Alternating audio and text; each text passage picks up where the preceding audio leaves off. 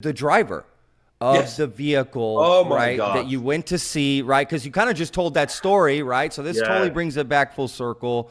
The guy's So, there. You go say, yeah, I'm gonna let you just take it from yeah. here. So there's only one person alive that knows what happened exactly that night. And that's the driver of the car, Eric Lopes. Eric Lopes has been hiding for 26 years. I've had seasoned Brazilian UFO researchers say, don't even bother trying. It's never going to happen. Never. We've offered all the money in the, not going to happen. So I'm meeting with Marco Leal, my partner on the film, with the mayor of Varginha, Senor Verge Green. And to my astonishment, he basically says on camera that, he's an elected official, that this incident happened.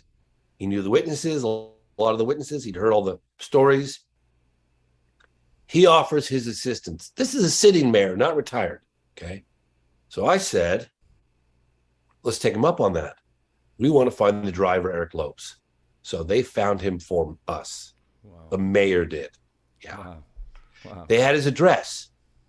And it's funny, actually, I always listen to that little voice in my head. I always do, because it never fails me. And we met in the town square, and they said, well, we're going to take you out to his house, and then the rest is up to you. Okay. So they had a big black Mercedes. We were driving in a couple of these little van things with sliding side doors, all of the gear and all that stuff. We had two of those, a white and a gray one. And just as we were leaving, they were actually in the car, the Mercedes ahead of us. I jumped out of from behind the driver's seat, and I flagged him down. Hold on a sec. Grabbed a translator. I said, would you mind walking up to the house with us? To the guy. I honestly think that saved my life. Wow. Because he had remembered Eric Lopes from grade school. He was now a famous. It was a lawyer and the son of the former chief police or something. The mayor made the arrangements. The mayor did not come. Okay, but the mayor made the arrangements. He knew not to go. Yeah, probably. Hey, a little heads up would have been nice. But yeah, so camera's rolling. We get out there. Honestly, in the back of my mind, I had very low expectations. I didn't think he was going to be home. It was the middle of the day. Nobody be able to reach this guy. The family of the guy who died is a really good friend of his too, Marco Schubis. They couldn't get statements out of him about it. So I said to him, do you mind walking up with us? And he did. We got to the house. And that's and the crazy thing is, before we had a chance to ask him anything, he came up to the window. He didn't come to the door. He was in a window on the second floor. The window was open. I don't even know if there was any way to close those windows. But anyway, he came up and he had his elbows kind of resting on the sill there, and he was looking down at us. Yeah. And the first thing out of his mouth was, if you're here to talk about the ET, he said he's not going to say anything. So at first he said that it was Eric Lopes' friend. I was trying to process because it was all going down really quickly, and my Portuguese is terrible. Sure. And it's all going very quickly, but I could feel the tension. Okay. And one thing that doesn't come across in that scene is I'm looking this guy in the eyes, and all I can think is, wow, I've never looked into anyone's eyes like this guy. He looked like he'd been harboring a secret for 26 years. I don't know how else to describe it. It was so intense. God, the weight of it all. I could just see it in his eyes and his face. Wow, I'll never forget it, man. I just looked at it. I'd never seen a face like that before. Absolutely. I wish I could find the words to describe it better to you, but I'm looking at his face and I thought, wow, this man is really seen something. He's been shouldering this on him, but he was saying in the window, everyone here is about to get shot. And I didn't really know. I was confused, and there, the lawyer who was friends with the mayor, who used to be a politician, he's looking at me And at one point, and he's saying, it's over, we got to go. It's over, we got to go. And I kept pushing the fact. I didn't realize, because none of the translators said to me that he was threatening to shoot us 3 times.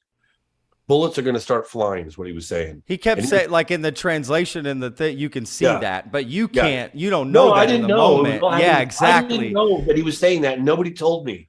But that's what was crazy, because you kept pushing, and I'm thinking, dude, he's like saying he's going to shoot you. I didn't know that. And after the fact, when I found out that's what he was saying, I was like, why didn't anybody tell me that he was going to shoot me in the face? Like, seriously?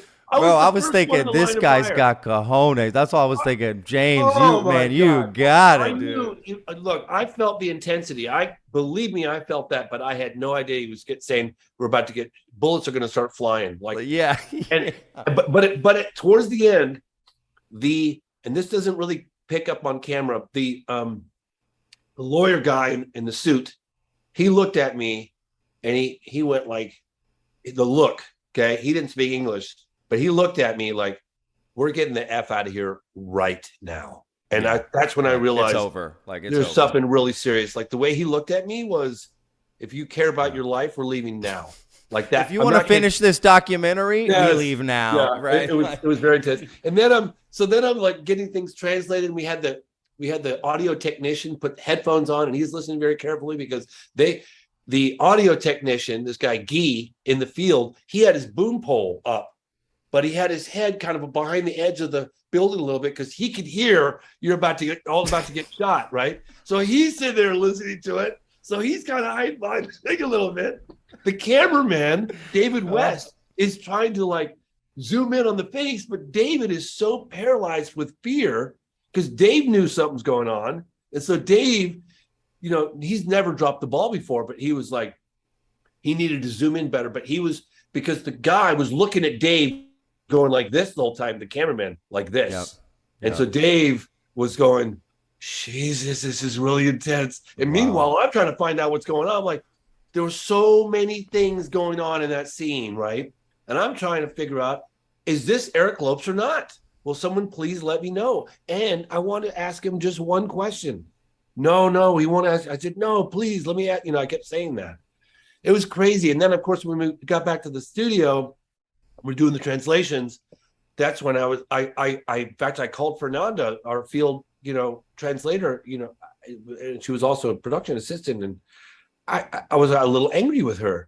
I said, Fernando, I can't believe you're the translator in the field, and you never told me this guy was going to shoot me. Like, I think it's information I should have known, seriously. Like, anyway, right away. The whole thing got spooky. And then we were going to go meet with these other witnesses. We just met with Military X. Or we're going to go meet with him after that. No, I think we just met with Military X, and we were about to meet another military guy as a military base. And that's when the phone calls started going out. So now I have Eric Lopes threatening to shoot. He's part of intelligence. He's upset that we went to his house with a camera. Believe me. Was that a gun on the? We don't know, but we've analyzed it to death. He's got one hand below the seal, and that hand remains there the whole time. Bro, it looks like a gun. Believe me, that's what we all were thinking, was he had it ready. What else is it? I mean, let's be real. That's what what else? Well, he's a military intelligence. He's military intelligence guy. He's a trained, he's just looking by his house. He's got a gun to protect himself, right? Of course he does. That's right. Like, that totally makes sense. Of course he does. He threw out the threat of bullets. So yeah, you guys were all bullets are going to start flying anyway. So I got spooked. Oh, it was spooky. It was spooky because you have that, but on top of that, you're hearing that they're threatening their own military men are threatened, according to them, and we tracked them down. I cannot imagine why they would make that up. They're terrified. We know that. We almost interviewed the former chief of police, and they said they were terrified. They were terrified for their safety, for their security. So that's people that are part of that organization, that are part of that military. Okay. So what do you think how they feel about me coming in there and poking around? Sure. Do you know what I mean? Like, that's a reality. Sure. We are trying to expose, quite possibly, one of the biggest secrets in Brazilian history. Okay. So don't think for a moment that that's not on my mind. I realize that sometimes you get caught up like, hey, we're shooting a doc. This is great. But we're stepping on some big toes. Sure. They were threatened. I'm hearing from every witness I talk to that are all threatened. Every one of them is telling me this. They're terrified. So I have to think about my security. I mean, those things are weighing on you. They're in the back of your mind. I mean, I'm spooked right now to go back to Brazil. You know, I have a family. I have an 8-year-old son. No, I got it. So I don't know. I mean, once the film comes out, our profiles would be higher. And if anything happened to us at this point, I mean, it would be kind of obvious, right? So I don't think they would do that, but they could throw a kilo of coke in my bag and then I'm locked up in jail in Brazil for the rest of my life. Oh my gosh. Going through customs. Yeah. Oh my goodness. Do you see what I'm saying?